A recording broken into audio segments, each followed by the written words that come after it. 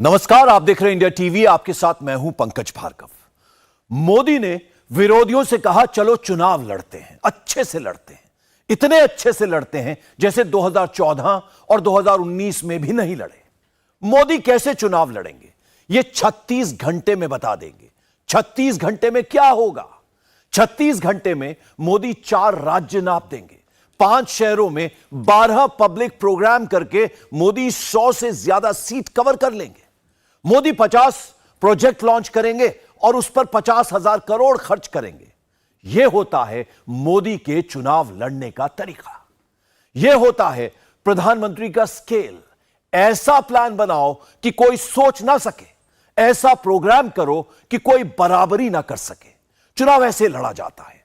दोस्त ऐसे जोड़े जाते हैं, दुश्मन ऐसे तोड़े जाते हैं। आगे की बात इस रिपोर्ट में दिखाते हैं।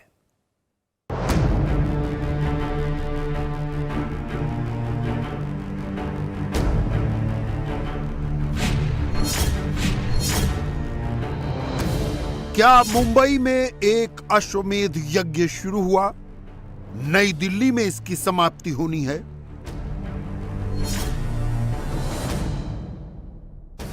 मुंबई से नई दिल्ली के रास्ते कितने राज्य आएंगे?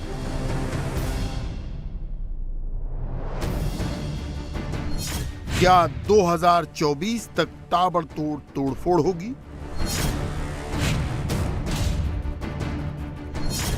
क्या सच में महाराष्ट्र एक झांकी है? बिहार, बंगाल, यूपी, कर्नाटक अभी बाकी है। मोदी विरोधी मोर्चा महागठबंधन बनाने निकला था। पटना में मीटिंग हुई, लेकिन असली सेटिंग बीजेपी ने की। अब मोदी ही बनाएंगे महागठबंधन। इस बार एनडीए सबसे बड़ा अलायंस होगा। एनडीए का टारगेट ही 400 सीट जीतने का रखा गया है। 300 सीट बीजेपी जीते और बाकी 100 सीट सहयोगी पार्टियां लाएं। 2024 में 400 सीट जीतने का मास्टर प्लान कैसे बना? इसे पूरा करने के लिए कितने दुश्मन के घर में सेंध लगानी है, कितने दोस्त और जुटाने हैं? स्वागत ऐसा है, मगर कुछ देर पहले की तस्वीर ऐसी थी। जब तक तोड़ेंगे नहीं तब तक छोड़ेंगे नहीं। शरद पवार अकेले नहीं पड़ गए, हम उनके साथ हैं और वो मजबूत है। पवार साहब को मैं बहुत सालों से जानता हूँ, पहचानता हूँ।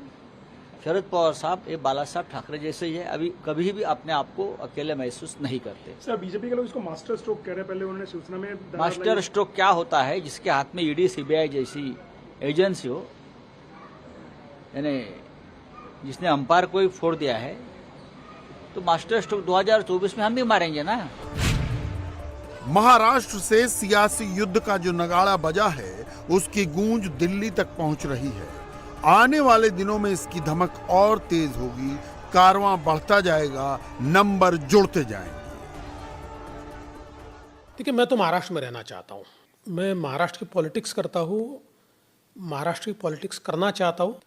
मैं जिस विचार को बिलोंग करता हूँ उसमें हम अपने फैसले नहीं लेते। नहीं जी, मैं बहुत छोटा आदमी हूँ, मैं चाणक्य वगैरह नहीं हूँ। ये बात ज़रूर है कि जब कोई मेरे साथ गलत व्यवहार करता है, कोई मुझे धोखा देता है, तो मैं याद रखता हूँ, अपना समय आने की राह देखता हूँ। 5 जुलाई को संख्या बल का टेस्ट होगा। शरद पवार और अजित पवार दोनों ने मीटिंग बुलाई है। जहां संख्या ज्यादा होगी, उनका पलड़ा भारी होगा।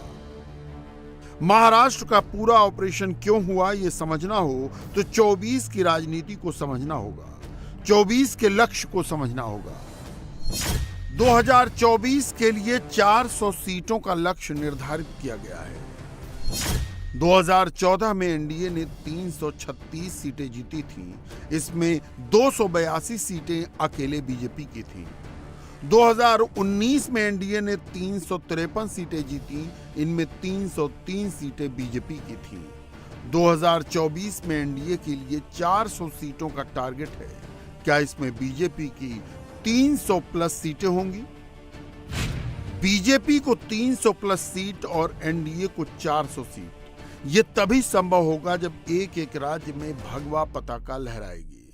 महाराष्ट्र में पिछले 2 महीने में 2 सर्वे हुए। दोनों सर्वे अजित पवार की पलटी से पहले हुए। सर्वे नंबर 1 से वोट शेयर का पता चला। सर्वे नंबर 2 से सीटों का खुलासा हुआ। मई महीने के आखिर में आए सर्वे नंबर 1 ने बताया कि महाराष्ट्र के चुनाव में महाविकास अघाड़ी एनडीए गठबंधन से 8.4% वोट से आगे थी। महाविकास अघाड़ी को 47.7% वोट शेयर मिल रहे थे, तो एनडीए के खाते में 39.3% वोट जा रहे थे। महाविकास अघाड़ी के अंदर कांग्रेस को 19.9%, एनसीपी को 15.3% और शिवसेना ठाकरे गुट को 12.5% वोट मिल रहे थे। एनडीए में बीजेपी को 33.8% और शिवसेना शिंदे गुट को 5.5% वोट जा रहे थे। सकाल न्यूज ग्रुप के इस सर्वे के बाद ही ऑल अपोजिशन की पटना मीटिंग का प्लान बना और शरद पवार दल बल के साथ नीतीश कुमार के मेहमान बने। इसी सर्वे ने बीजेपी को भी अलर्ट कर दिया। महाराष्ट्र का सर्वे नंबर 2 जून के आखिर में आया। ईटीजी रिसर्च के सर्वे ने बताया कि महाराष्ट्र में चुनाव हो गए तो बीजेपी को 48 में से 22 से 28 सीटें मिल सकती हैं। महाविकास अघाड़ी को 18 से 22 सीटें मिल सकती हैं। अन्य को 1-2 सीटें मिलने का अनुमान लगाया गया। अजित पवार की पलटी से सारे समीकरण बदल गए। अब बीजेपी अजित पवार की एनसीपी और एकनाथ शिंदे की शिवसेना के साथ महाराष्ट्र की 48 में से 48 सीटें जीतने की ओर देख रही है। मुझे नहीं लगता अचानक से हुई, ये इनके मन में था, उनको करना ही था, वो कर दिए। शरद पवार जी के प्रति प्यार महाराष्ट्र में इतना है, और जब वो इस उम्र में है, इस उम्र में उनसे गद्दारी करना, उनको दुख देना, ये महाराष्ट्र में किसी को भी पसंद नहीं आएगा। शरद पवार और उद्धव ठाकरे सहानुभूति वाली राजनीति करने के लिए मैदान में निकले हैं। बीजेपी को भी मालूम है कि दोनों नेताओं को पर्सनली टच करेंगे तो नुकसान होगा, इसलिए बीजेपी यही कह रही है कि हम किसी को नहीं तोड़ रहे, बल्कि लोग हमसे जोड़ रहे हैं। देश के विकास के लिए बहुत सारे राजनीतिक दल एनडीए का हिस्सा बनना चाहते हैं और एनसीपी ने उसकी शुरुआत की है। मुझे पूर्ण विश्वास है एनसीपी का एनडीए में आना और महाराष्ट्र की सरकार का हिस्सा बनना, जहां एक और महाराष्ट्र में विकास को नई गति देगा, वहीं पर 2024 की दृष्टि से भी इन दलों का साथ में जुड़ना और कई और दलों का भारत के विकास के लिए एक मजबूत, निरंतर और स्थिर सरकार भारत के हित में देखते हैं, तो लोगों का जुड़ना स्वाभाविक है। तोड़ और जोड़ की इस राजनीति का अगला सेंटर बिहार बताया जा रहा है। भविष्यवाणियां हो रही हैं कि अब की बिहार में ऑपरेशन होगा। क्या नीतीश कुमार की पार्टी टूटेगी, लालू की पार्टी टूटेगी, या बिहार में कांग्रेस टूटेगी? आरक्षण पर खतरा पैदा कर रहा नरेंद्र मोदी। भ्रष्टाचार की बात करता है। इससे बढ़ के बड़ा भ्रष्टाचारी कौन हो सकता है? अदानी से लेकर के सब लोग आप जानते होंगे, और एमएलए लोगों को खरीदना ये आम बात हो गई है। दिल्ली के बाद, वहाँ महाराष्ट्र के बाद देखा हमने कि बिहार पर बाजी है। बिहार पर बाजी मैंने बिहार को अब हम लोग तोड़ेंगे। बिहार उड़ती चिड़िया को हल्दी लगाता है, तुम क्या तोड़ोगे बिहार को? हम लोग इसको एकजुट होकर के देश की लोकतंत्र को मजबूती लाएंगे। लालू यादव कहते हैं कि वो बिहार में महाराष्ट्र नहीं होने देंगे, क्योंकि वो उड़ती चिड़िया को हल्दी लगाने वाले लोग हैं। मगर चूल्हे पर कुछ तो पक रहा है, ये बयानों में दिख रहा है। नीतीश कुमार ने पटना में राज्यसभा के उपसभापति हरिवंश से मुलाकात की। 2014 में हरिवंश नीतीश के प्रतिनिधि बनकर दिल्ली आए थे। हरिवंश को नरेंद्र मोदी और नीतीश कुमार के बीच की कड़ी माना जाता है। सियासी हलकों में इस मुलाकात की जबरदस्त चर्चा है। बिहार इसलिए महत्वपूर्ण है क्योंकि यहां लोकसभा की 40 सीटें हैं। 2019 में बिहार ने मोदी के नाम पर एक तरफा मैंडेट दिया था। 40 में से 39 सीटें मोदी ने जीती थीं। नीतीश कुमार एनडीए से अलग हो गए। नीतीश ने लालू, तेजस्वी, राहुल और 4 दूसरी पार्टियों के साथ मिलकर महागठबंधन बना लिया, लेकिन मोदी की ब्रांड वैल्यू कम नहीं कर पाए। जून महीने के आखिर का सर्वे कहता है कि अगर बिहार में अभी चुनाव हो गए तो बीजेपी और सहयोगी दलों को 22 से 24 सीटें मिल सकती हैं। महागठबंधन को 16 से 18 सीटें हासिल हो सकती हैं। लालू नीतीश बिहार की 40 में से 40 सीटें जीतकर दिल्ली पर चढ़ाई करना चाहते हैं। बिहार में वैसा बिल्कुल नहीं होने जा रहा। यहां भी अगर महाराष्ट्र जैसा झटका लग गया तो ये नंबर गेम पूरी तरह मोदी की ओर झुक जाएगा। तो कहाँ करप्शन से कॉम्प्रोमाइज करने की कहाँ बात आ रही है? किसी के 4 सीट कर देने से कोई करप्शन प्रूव्ड हो जाता है क्या? कितना 4 सीटेड केस में न्यायालय बरी कर देती है। अंतिम रूप से कौन करप्ट है और कौन करप्ट नहीं है, किस पर जो चार्ज लगा है वो सही है कि गलत है, ये तो न्यायालय फैसला करती है।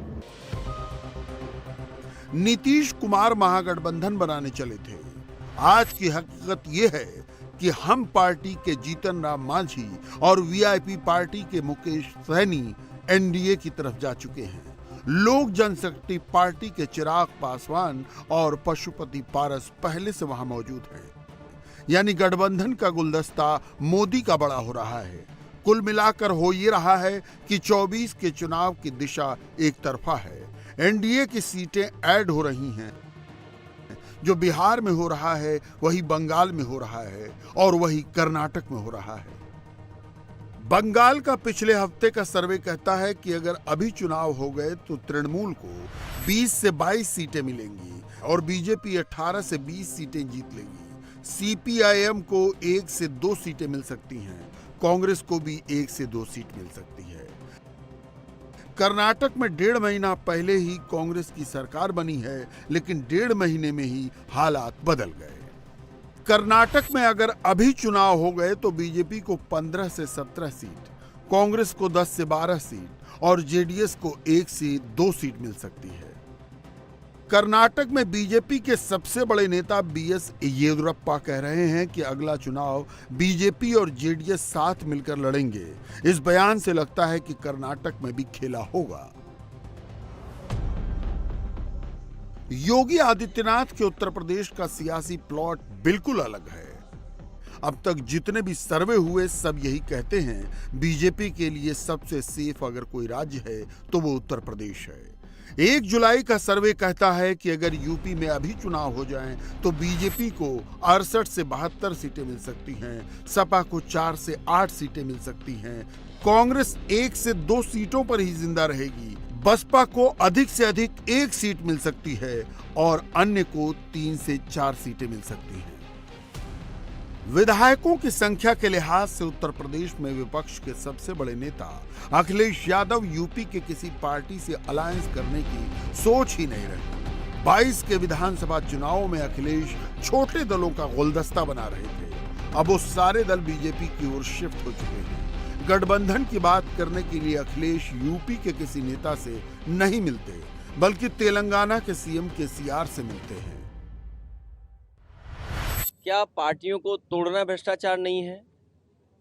विधायकों को किस तरह का लाभ दिखा करके अपने साथ लाया जा रहा है? क्या पद देने की बात कह करके उन्हें सपने दिखा करके, क्या ये भ्रष्टाचार नहीं है? ये लगातार लोकतंत्र को कमजोर करने के लिए और जनता जो जनादेश देती है उसका अपमान करने का काम अगर कोई करता है, भारत की राजनीति में अगर किसी ने लोकतांत्रिक व्यवस्थाओं को तोड़ा है तो वो है भारतीय जनता पार्टी। बूमरैंग कर करके आप देखना कि भारतीय जनता पार्टी का सफाया होगा। यूपी में ये चर्चा आम है कि जयंत चौधरी और ओपी राजभर 24 का चुनाव एनडीए के बैनर तले लड़ेंगे। चर्चा ये भी है कि सपा के कुछ विधायक बीजेपी के संपर्क में हैं। नाम तो अखिलेश के चाचा शिवपाल सिंह यादव का भी उड़ा, लेकिन उन्होंने अभी इनकार किया है। ये जितने भी विधायक हैं मजबूती के साथ खड़े हैं, और समाजवादियों को तो इतिहास रहा है न कभी डरे हैं न कभी दबे हैं, और फिर इसी तरीके से मजबूती के साथ खड़े रहेंगे और 2024 में भारतीय जनता पार्टी को, विपक्ष को इकट्ठा करके हराएंगे। यूपी में अगर अखिलेश लड़े तो कमजोर रहेंगे, कांग्रेस से गठबंधन किया तो और कमजोर हो जाएंगे। मायावती उनके साथ जाएंगी नहीं और छोटे गठबंधन पार्टनर्स को अखिलेश कोई भाव नहीं दे रहे।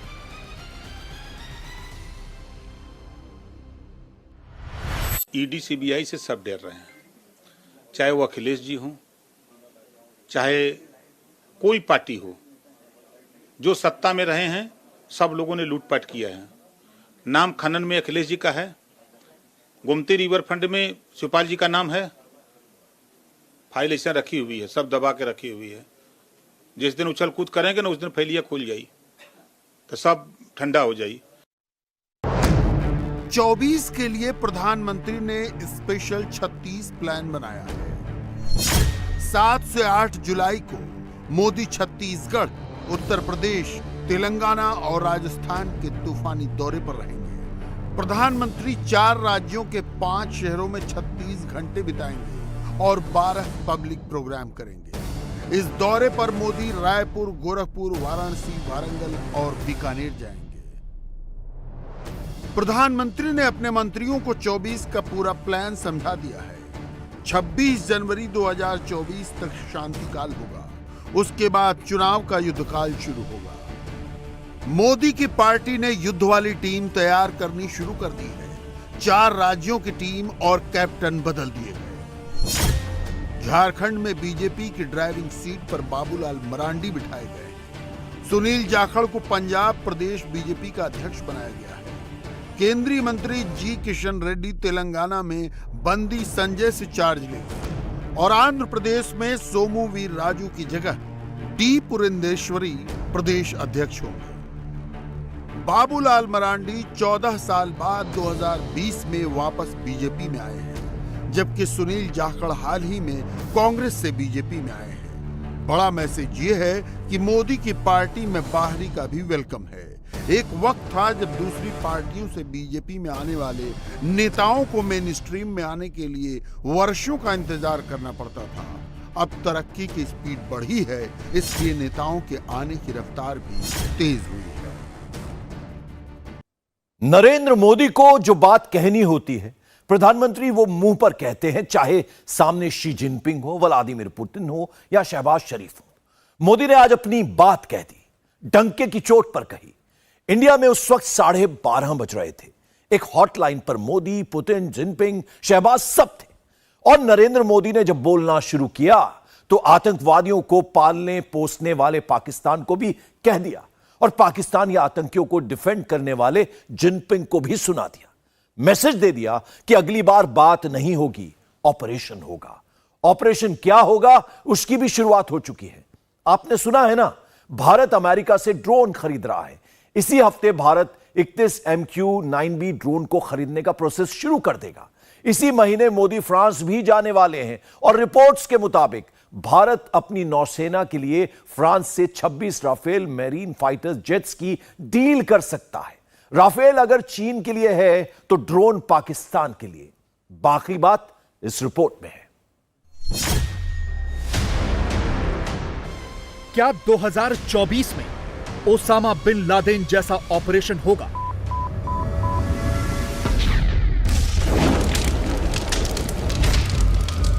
क्या 2024 में पाकिस्तान पर सबसे बड़ा, सबसे सीक्रेट ऑपरेशन होगा?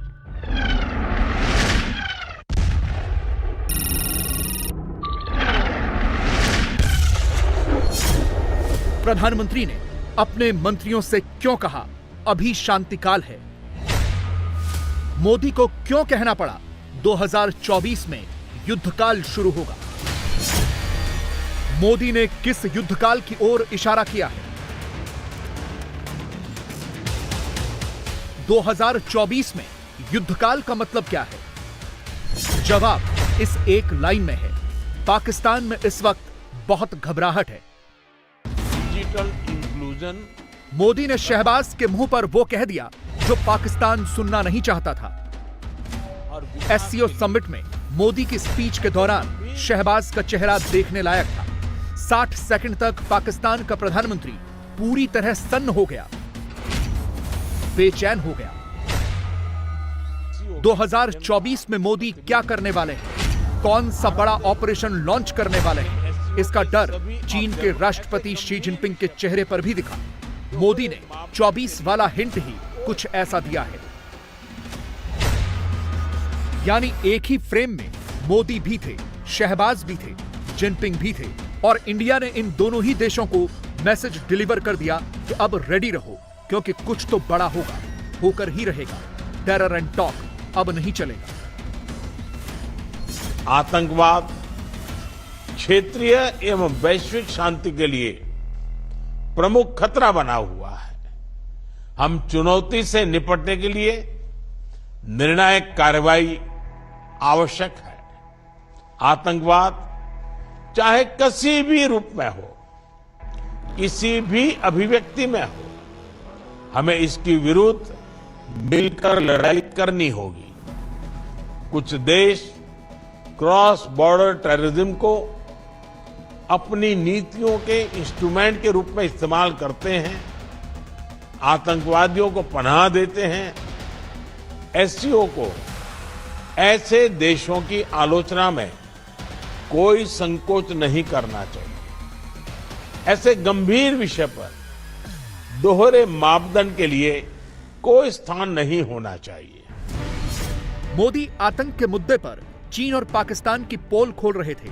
शहबाज के चेहरे पर 12 बजे हुए थे और पाकिस्तान में एक और सर्जिकल स्ट्राइक की, संभावित हमले की रनिंग कमेंट्री चालू हो गई। पाकिस्तान तो अभी से मोदी का नाम जपने लगा है। मोदी तो 10 मिनट भी नहीं लेंगे पाकिस्तान पर अटैक करने में, यह तक कहा जाने लगा है। और ऐसा कहने वाले कोई एरू गैरू नहीं, फॉर्मर पाकिस्तानी डिप्लोमेट अब्दुल बासित है। गौर से सुनिए। अभी चूंकि प्राइम मिनिस्टर मोदी अमेरिका गए थे और जॉइंट स्टेटमेंट में आपने देखी होगी, तो भारत को तो अब ये बहाना सा मिल गया है कि जी यहाँ से टेररिस्ट इन्फिल्ट्रेट करके आ रहे थे, और जो क्रॉस बॉर्डर टेररिज्म है that continues from Pakistan side. ये एक लिहाज से अब सिचुएशन उस तरफ जा रही है। गो के मैं अभी भी समझता हूँ कि भारत कम से कम सितंबर तक, क्योंकि G20 की समिट होनी है सितंबर में, उस वक्त तक भारत कोई ऐसा इक़दाम नहीं करेगा जिससे सिचुएशन कंट्रोल से बाहर हो जाए। लेकिन सितंबर से लेकर अप्रैल तक भारत, मेरा एक लिहाज से असेसमेंट है कि भारत लाइन ऑफ कंट्रोल पे सिचुएशन को थोड़ा सा एक लिहाज से वहाँ पे टेंशन क्रिएट करेगा, और मुमकिन है क्योंकि फॉल्स फ्लैग ऑपरेशन भी हो जाए और उसके बाद फिर जो है एक सर्जिकल स्ट्राइक भी रचाया जाए, तो ये मुमकिन है। लेकिन फिर चूँकि हमने राजनाथ सिंह साहब का भी अभी पिछले दिनों बयान देखा कि प्राइम मिनिस्टर मोदी तो वक्त नहीं लगाते। जब उड़ी का वाक़या हुआ था 2016 का, और उसके बाद पुलवामा का वाक़या हुआ फरवरी 2019 में, तो भारत के वज़ीर आज़म ने तो 10 मिनट भी नहीं लगाए पाकिस्तान के खिलाफ एक्शन करने का जो फैसला करने के लिए। मोदी की वार्निंग ने 2 लोकेशंस पर सबसे ज्यादा पैनिक क्रिएट किया है। नंबर 1 पाकिस्तान के कब्जे वाले कश्मीर में, और नंबर 2 ISI के सेफ हाउस में छिपे मसूद अजहर टाइप आतंकवादियों के खेमे में। यह पाकिस्तान के पंजाब प्रांत के बहावलपुर में मौजूद आतंकी मसूद अजहर का वही जामिया मस्जिद सुभान अल्लाह वाला लोकेशन है जहां वो छिप कर रहता था। इस वक्त मसूद अजहर कहां है, 2024 में उसे कैसे टारगेट किया जा सकता है, उस पर कैसे हमला हो सकता है, डिटेल आगे देंगे। अपने घरों में खुराक और दवाइयों का जखीरा जमा करें। पहले आपको पाकिस्तान के लाल टोपी वाले स्वघोषित डिफेंस एक्सपर्ट जैद हामिद का एक वीडियो दिखाते हैं। खासतौर पर सरहदी इलाकों के लोग। इस वीडियो में यह शख्स पाकिस्तान के कब्जे वाले कश्मीर के आतंकियों को डेमो दे रहा है कि जब भारत का हमला हो जाए तो क्या करना है और क्या नहीं। उसको दिया तो कम से कम अपना खून वो पाकिस्तान के मुजाहिदों के लिए दे सकता है। इस वायरल वीडियो में पाकिस्तान का 24 वाला डर साफ साफ देखा जा सकता है। अल्लाह ना करे अगर किसी जगह से पाक फौज को पीछे हटना पड़ता है तो उस इलाके के, उस शहर के लोगों की जिम्मेदारी है कि भारतीय फौज के खिलाफ गुरिल्ला जंग का आगाज करें। इनको अपने घरों की छतों से, अपनी गलियों से, सड़कें ब्लॉक करें, उनकी मूवमेंट को रोकें, उनके ट्रकों को, गाड़ियों को चलने से रोकें, उन पर हमले करें और उनकी मूवमेंट की इत्तलाएं पाकिस्तान आर्मी को पहुंचाएं। अपने घरों में खुराक और दवाइयों का जखीरा जमा करें। कम से कम 1-2 महीने की सप्लाईज आपके पास होनी चाहिए। अपने इमरजेंसी बैग तैयार रखें। अल्लाह ना करे, खास तौर पे सरहदी इलाकों के लोग, अल्लाह ना करे अगर शॉर्ट नोटिस पे घर खाली करना पड़ता है, निकलना पड़ता है फैमिली और बच्चों के साथ, तो उसका इंतजाम आपके पास होना चाहिए कि हम बच्चों की जरूरियात की चीजें अपने पास बैग तैयार हों, निकल कर पाकिस्तान के पीछे शहरों में किसके पास जाएंगे। अपने रिश्तेदारों से, अजीजों से पहले से मामला तय कर लें कि अल्लाह ना करे इमरजेंसी में निकलना पड़े तो हम कहां आपके पास आएंगे। बमबारी अगर होती है, जख्मी ज्यादा आते हैं, जंग ज्यादा आती है तो खून देने की जरूरत पड़ेगी। जो कुछ नहीं कर सकता, जो सेहत, तंदुरुस्ती, सलामती अल्लाह ने उसको दिया तो कम से कम अपना खून वो पाकिस्तान के मुजाहिदों के लिए दे सकता है। आपको अस्पतालों में खून देने के लिए तैयार रहना चाहिए। जिसके पास जितना वक्त है, इस वक्त को जाया न करें, तैयारी करें। एससीओ के मंच से मोदी ने आतंकवाद के मुद्दे पर पाकिस्तान पर ऐसा पंच लगाया कि पाकिस्तान में हैशटैग शहबाज शरीफ ट्रेंड करने लगा। हैशटैग रावलपिंडी पर पाकिस्तानी रिएक्ट करने लगे। जानते हैं क्यों? क्योंकि रावलपिंडी में ही पाकिस्तानी सेना का हेडक्वार्टर है। इस वक्त सबसे ज्यादा डर अगर किसी को लग रहा है तो वो है मसूद अजहर जैसे पाकिस्तान के पाले हुए आतंकी। यह पाकिस्तान के पंजाब प्रांत का बहावलपुर है, जो मसूद की सीक्रेट लोकेशन हुआ करता था। बहावलपुर में जैश ए मोहम्मद के सरगना मसूद अजहर की 2 लोकेशंस थी। नंबर 1 एक पॉश कॉलोनी जो उस्मान अली मस्जिद के पास है, और नंबर 2 जामिया मस्जिद सुभान अल्लाह। यह इलाका घनी आबादी वाला है। मसूद के घर की सुरक्षा में हथियारबंद सुरक्षाकर्मी तैनात किए गए थे। घर के आसपास बैरिकेडिंग की गई थी। सुरक्षा के मद्देनजर उसे घनी आबादी वाले इलाके में रखा गया था ताकि अलकायदा के आतंकी लादेन की तरह उस पर कोई हमला न हो पाए। लेकिन 2019 के पुलवामा अटैक के बाद जब भारत ने पाकिस्तान के बालाकोट में जैश के अड्डों पर एयर स्ट्राइक्स की, तो पाकिस्तान की खुफिया एजेंसी ISI ने मसूद अजहर को इस्लामाबाद के सेफ हाउस में शिफ्ट कर दिया। मसूद की लास्ट नोन लोकेशन इस्लामाबाद ही है और भारत की खुफिया एजेंसी को उसकी एग्जैक्ट लोकेशन पता है। तो क्या 2024 में भारत का सीक्रेट ऑपरेशन मसूद की इसी लोकेशन पर होगा? और क्या इसीलिए पाकिस्तान के चप्पे चप्पे पर इस संभावित स्ट्राइक का जिक्र अभी से होने लगा है? तो वो घर में घुस के मारेंगे। इसके ऊपर पाकिस्तानी पब्लिक का ओपिनियन ली जाए। अगर पाकिस्तान ने कोई भी ऐसी हरकत की, इंडिया के किसी फिर दोबारा इन्वॉल्वमेंट की इंडिया के मैटर में, तो हम घर में घुस के मारेंगे। इसके ऊपर आप क्या कहना चाहेंगे? जो पाकिस्तान की इस टाइम सिचुएशन है, जो इंडिया की इस टाइम सिचुएशन है, वो तेजी से डेवलपमेंट की तरफ जा रहा है और हमारी ये स्टेटमेंट को कैसे देखते हैं? जी सर, ये नरेंद्र मोदी का पैगाम है। मैंने देखा, उन्होंने बोला पाकिस्तान से लड़ने की कोई ज़रूरत ही नहीं है। वो महंगाई में डूबे हुए हैं, उन्होंने खुद ब खुद मर जाना है। और सारी ज़िंदगी इन्होंने हमें यही बोला, इंडिया से ये कर देना, वो कर देना। हमारे जज्बात से खेला इन्होंने, हमारे हुक्मरानों ने ये सख्त ज़्यादती है हमारे साथ। इतनी तकलीफ है हमें इस बात की कि उन्होंने बोला ये महंगाई से ही मर जाएंगे। तो उसामा बिन लादेन को हमारे घर में घुस के अमेरिका वाले ले गए, तो फिर हम कहाँ थे? सर, आपका बड़ा प्यारा और अच्छा सवाल है। ये सब जो अगर हमारे पास बात है ना, तो इंशाल्लाह कोई भी नहीं आ सकता। ये सब हमारी हुकूमत का है। जो बड़े बड़े मिनिस्टर मिलजुल के, CM सब वगैरह मिलजुल के काम होता है। किसी की जरूरत ही नहीं है। पाकिस्तान दूसरे मुल्क की चिड़ी नहीं फड़क सकती। तो आदमी किधर से आएंगे सर? तो आए हेलीकॉप्टर उतरे और ऑपरेशन किया। जी सर, हमारी गवर्नमेंट इनके साथ है, सब हमारी गवर्नमेंट पैसे लेती है इनसे आने के लिए। इनसे उसामा बिन लादेन से या अमेरिका से? अमेरिका से, जिससे भी लेती है। कहीं ऐसा तो नहीं है दोनों से कि ताकि उसे भी रखा था, उधर से भी पैसे इधर? इसमें कोई शाकी नहीं है, ऐसा भी हो सकता है।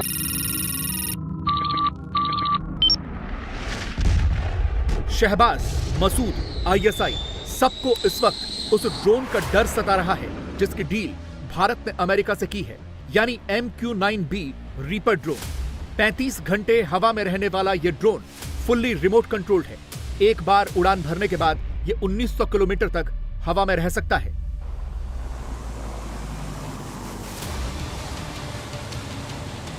जैसे ही यह ड्रोन इंडियन आर्म्ड फोर्सेस के जखीरे में शामिल हुआ तो पाकिस्तान में पल रहे किसी आतंकी को एलिमिनेट करने के लिए भारतीय सैनिकों को LOC के उस पार नहीं जाना पड़ेगा। घर बैठे ही ऐसे आतंकियों का परमानेंट इंतजाम हो जाएगा। Digital inclusion. ऊपर से मोदी ने SCO समिट के दौरान शहबाज के फेस टू फेस 2024 वाला जो हिंट दिया है, उसने पूरे पाकिस्तान का ब्लड प्रेशर बढ़ा दिया है। इस वक्त मुकम्मल तौर पे एक जानिब ये मुल्क के साथ खिलवाड़ हो रहा है, मुल्क के साथ मजाक हो रहा है। और आप ये देखें कि मोदी ने कुछ दिन पहले अमेरिका में खड़े होकर स्टेटमेंट दी ना कि पाकिस्तान को अपनी मौत आप मरने दें। उसके लहजे में तकब्बुर था, उसके लहजे में रौनक थी, और वो एक ऐसे प्रिटेंड कर रहा था कि पता नहीं भारत पाकिस्तान से कितना को आगे चला गया। और उसके बाद अमेरिका और भारत की ज्वाइंट स्टेटमेंट, बाइडेन और मोदी की मुलाकात में, उसमें पाकिस्तान को उन्होंने लिताड़ के रख दिया। कभी भी दो मुल्कों की बायलेटरल ज्वाइंट स्टेटमेंट में तीसरे मुल्क को नहीं लिताड़ा जाता, पाकिस्तान के साथ ये भी हाथ हो गया। यूपी में नया पोस्टर छप चुका है। पत्थरबाजों की शामत आ गई है। जिन्होंने यह सोचा था कि यूपी में पत्थर चलाएंगे और बच जाएंगे, अब वो कहीं दड़बे में छिपे बैठे हैं, क्योंकि अगला नंबर अब उन्हीं का है। योगी की पुलिस पत्थरबाजों की तलाश में जुट गई है। जुलाई में जून वाली गर्मी निकालने का प्लान तैयार है। क्या है पूरा मामला, इस रिपोर्ट में दिखाएंगे। पत्थरबाजों की यह भीड़, किसी के हाथ में डंडे तो किसी के हाथ में पत्थर, सबके सिर पर खून सवार।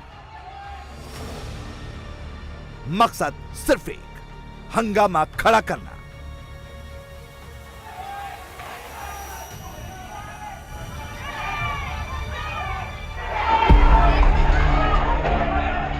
दो जुलाई को यूपी के हापुड़ में हुई घटना की ये नई तस्वीर है, जिसमें हाथों में लाठी डंडे लेकर दौड़ते और पथराव करते उपद्रवी मौके पर लगे CCTV कैमरे में कैद हो गए। करीब आधे घंटे तक ये पत्थरबाज इलाके में उपद्रव मचाते रहे। कभी घरों की छतों से तो कभी गलियों में पत्थरबाजी करते रहे। ये तब तक नहीं रुके जब तक पुलिस ने इन्हें पहुंचकर नहीं रोका। मोहल्ला ब्रह्मानंद में हुई पत्थरबाजी की इस घटना के बाद योगी की पुलिस एक्शन में है और कड़ी कार्रवाई कर रही है। इस मामले में पुलिस ने 10 नामजद सहित 40 अज्ञात के खिलाफ FIR दर्ज की है। पुलिस अब तक 10 आरोपियों को हिरासत में लेकर जेल भेज चुकी है। वहीं अब हापुड़ पुलिस ने एक वांटेड लिस्ट भी जारी कर दी है, जिसमें सरफराज इनाम 10,000, सुआली इनाम 10,000, रिजवान इनाम 10,000 और सलीम, इस पर भी 10,000 का इनाम घोषित किया है। उत्तर प्रदेश के हापुड़ में 2 जुलाई को दो पक्षों के बीच में एक बैलगाड़ी को हटाने को लेकर विवाद हुआ था, जिसके बाद एक पक्ष ने दूसरे पक्ष के ऊपर लाठी डंडों से हमला बोल दिया था। इतना ही नहीं, उपद्रवियों ने जमकर पत्थरबाजी भी की थी। अब उत्तर प्रदेश की हापुड़ पुलिस के हाथ में इस पूरी घटना का CCTV लगा है। CCTV में साफ देखा जा सकता है कि कैसे उपद्रवी लाठी डंडों से दूसरे पक्ष के ऊपर हमला कर रहे हैं और CCTV में उपद्रवी पत्थरबाजी करते हुए भी साफ देखे जा सकते हैं। अब पुलिस ने इस पूरे मामले में जांच तो शुरू की ही है, साथ ही साथ CCTV के आधार पर 4 और आरोपियों की पहचान की है, जिनके नाम सलीम, रिजवान, सुआलीन और सरफराज है। ये चारों आरोपी फरार हैं और हापुड़ पुलिस ने इनके ऊपर 10,000 रुपए का इनाम रखा है। मामला शनिवार यानी 1 जुलाई देर शाम का है। जानकारी के मुताबिक ब्रह्मनान मोहल्ले में रास्ते में भैंसा बुग्गी खड़ी करने को लेकर दो समुदायों के लोग आमने सामने आ गए, जिसके बाद पुलिस ने मौके पर पहुंचकर मामले को शांत करा दिया। लेकिन रविवार की शाम नमाज के बाद समुदाय विशेष के लोग एकत्रित हुए। उन्होंने दूसरे समुदाय पर जमकर पत्थरों की बरसात कर दी। ये पूरी घटना वहां लगे एक सीसीटीवी कैमरे में कैद हो गई। इन सभी फुटेज के आधार पर हापुड़ पुलिस उपद्रवियों की पहचान कर उन पर कार्रवाई कर रही है। इस मामले में पुलिस ने 2 एफआईआर दर्ज की। इसमें पहली एफआईआर पीड़ित महिला की तरफ से दर्ज की गई, तो वहीं दूसरी एफआईआर पुलिस द्वारा ही दर्ज की गई। 2 जुलाई की 6:30 बजे मोहल्ला ब्रह्मनान काली मस्जिद के पास 2 पक्षों के बीच हुए पथराव के संबंध में कोतवाली नगर हापुड़ में 2 अभियोग पंजीकृत किए गए थे। उक्त अभियोगों के वांछित अभियुक्तों में से 4 अभियुक्तों के विरुद्ध श्रीमान पुलिस अधीक्षक हापुड़ महोदय द्वारा 10,000 रुपए का इनाम घोषित किया गया है। उक्त अभियुक्तगण की शीघ्र गिरफ्तारी सुनिश्चित की जाएगी। यूपी पुलिस फुल एक्शन में है, उसकी तैयारी पूरी है। एक एक पत्थरबाज को चुन चुन कर सबक सिखाया जाएगा, जिससे कोई और पत्थरबाज सिर उठाने और अशांति फैलाने की गलती भूल कर भी ना करे। इंडिया टीवी हर वक्त हर जगह डाउनलोड करने के लिए सर्च करें India TV news Google play store या ऐप स्टोर पर।